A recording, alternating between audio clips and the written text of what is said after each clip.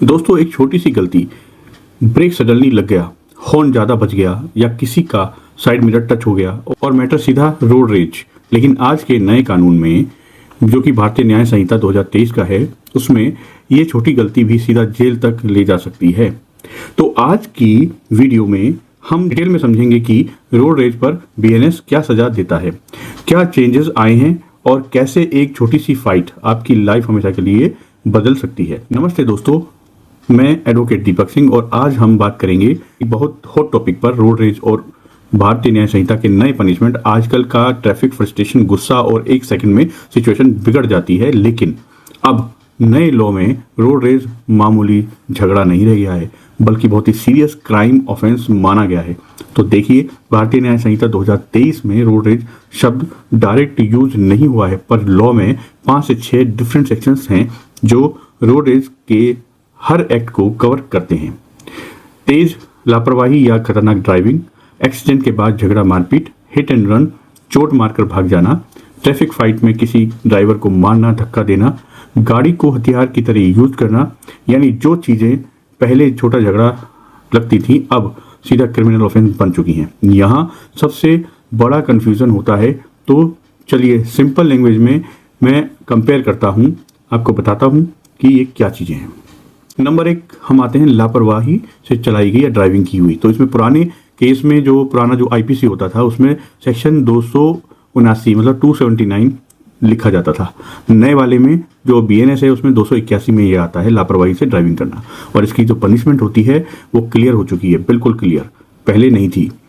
अब सेकंड आता है डेथ बाय नेग्लिजेंस। पुराने सेक्शन में, पुराने जो कानून था उसमें जो सेक्शन होते थे वो था 304A, और नए भारतीय न्याय संहिता में ये 106 में दिया गया है, और यहाँ पर ज़्यादा स्ट्रिक्ट और बेल टफ बना दी गई है। तीसरा होता है क्रिमिनल थ्रेट। इसमें पुराना जो आईपीसी था उसमें 506 में आता था ये, और नए बीएनएस में ये 351 में आता है। चौथा है हर्ट या ग्रेवियस हर्ट। पुराना सेक्शन कहता था 323 से लेकर 325 में इसको या 326 में इसको कंसिडर करता था, मानता था, उसमें लिखा हुआ होता था। चौथा होता है हर्ट और ग्रेवियस हर्ट। पुराने आईपीसी में ये 323 से 326 तक होता था, और नए जो भारतीय न्याय संहिता है उसमें ये 115 से 117 में आता है। इसमें जानबूझकर हिंसा यानी कि सीरियस ऑफेंस माना गया है। यानी कि सिंपल वर्ड में कहा जाए तो भारतीय न्याय संहिता ज़्यादा स्ट्रिक्ट है, ज़्यादा क्लियर है, और रोड रेज को एक रियल क्राइम मानकर चलता है। बीएनएस का सेक्शन 106 डेथ बाय नेग्लिजेंस, ये क्या कहता है कि अगर आपकी जो है रैश या नेग्लिजेंट ड्राइविंग से किसी की डेथ हो जाए तो वह कॉग्निजेबल ऑफेंस माना जाएगा। बेलेबल है लेकिन कोर्ट से बेल होगी। बेलेबल ऑफेंस है लेकिन कोर्ट सिचुएशन को देखेगी। ट्रायल होगा फर्स्ट क्लास मजिस्ट्रेट के यहाँ पर, उसके कोर्ट में, और 5 साल तक की सजा का प्रावधान है फाइन के साथ। सेक्शन 115 जो सिंपल हर्ट बताता है वो जानबूझकर चोट लगाने के लिए नॉन कॉग्निजेबल ऑफेंस है, बेलेबल है, ट्रायबल बाय दी किसी भी मजिस्ट्रेट के द्वारा, और 1 साल तक की सजा है जिसमें 10,000 रुपये तक का फाइन है। एग्जाम्पल के रूप में थप्पड़ मारना, पंच मारना या इस तरह की फाइट करना उस दौरान जो रोड पे हुई है। सेक्शन 117 ग्रेवियस हर्ट बताता है, यानी कि गंभीर चोट के लिए बताता है, जैसे बोन तोड़ देना, परमानेंट इंजरी देना, ये कॉग्निजेबल ऑफेंस है, बेलेबल है, ट्राइबल बाय एनी मजिस्ट्रेट, और 7 साल तक की इसमें सजा का प्रावधान है विद फाइन। बीएनएस का जो सेक्शन है 281 वो कहता है rash driving with negligent behaviour, यानी कि रेस एंड नेग्लिजेंट ड्राइविंग इसमें कवर होती है। कॉग्निजेबल होता है, ये बेलेबल होता है, सजा 6 महीने तक की होती है, और 1,000 रुपये तक का फाइन होता है। भारतीय न्याय संहिता का सेक्शन 351 क्रिमिनल इंटिमिडेशन के बारे में बताता है।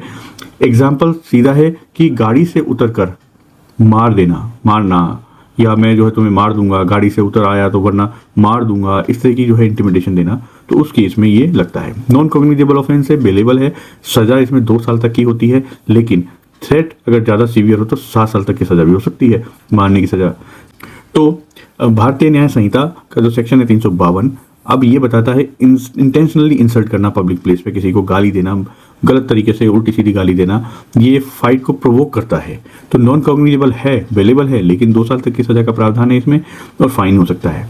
इसके बाद आते हैं कि रोड रेज क्राइम क्यों बन गया है, इसके बारे में जानते हैं हम, आखिरकार बना ही क्यों है रोड रेज क्राइम। तो भारतीय न्याय संहिता का क्लियर पर्पज है कि सड़क पर गुस्सा ये फ्रीडम के बराबर नहीं होता है, सड़क पर गुस्सा क्राइम के बराबर होता है।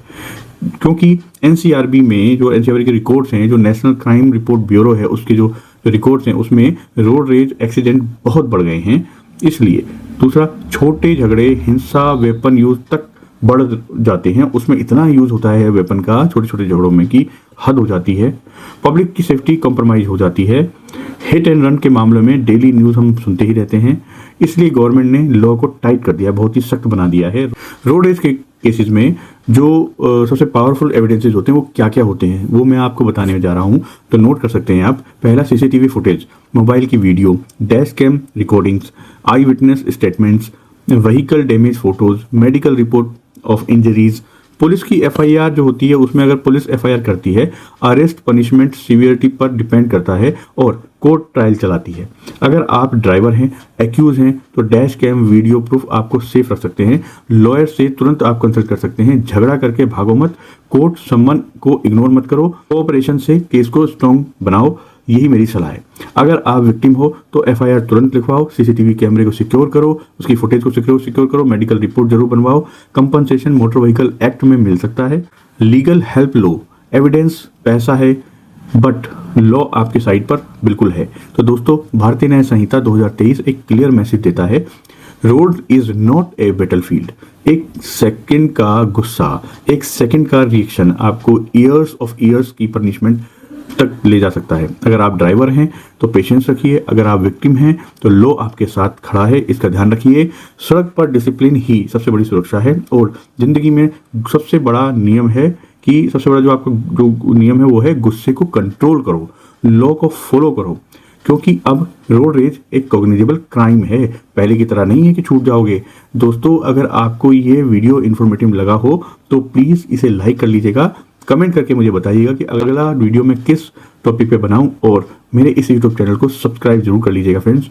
आपका बहुत बहुत धन्यवाद इस वीडियो को यहाँ तक देखने के लिए। Thank you very much. जय हिंद।